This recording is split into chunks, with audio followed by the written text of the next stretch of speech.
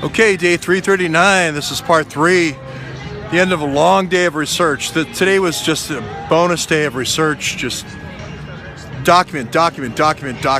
Really focusing on the sprayer house.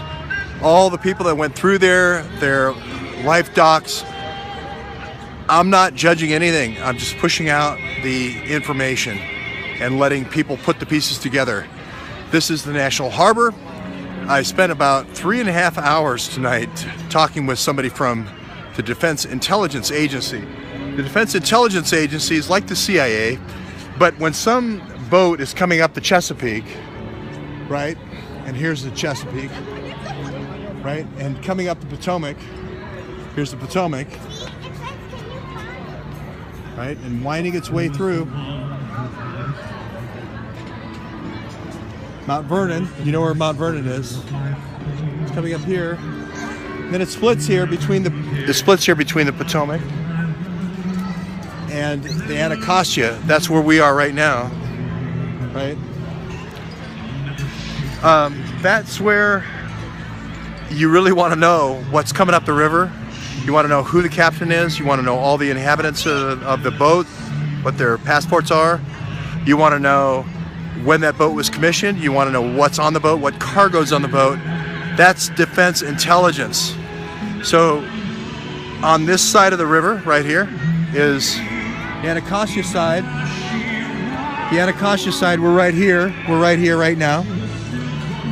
That's where the Coast Guard is. That's where DIA is. That's where DHS is, right here. So a little map for you. And she was not aware. The person I was with, it was G15, which is pretty damn high up in the organization. She worked directly for a 2-star. The Awan brothers, 5,400 logins, unauthorized logins, the $160,000 a year, all that,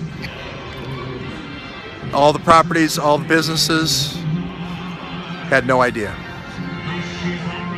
If I said Awans, it was like I was talking about Martians and spaceships. So that's the challenge here, is to raise the awareness within the people who should be doing this in our country, defending our waterways, bringing their awareness up of what's happened. Just the facts of what has already occurred.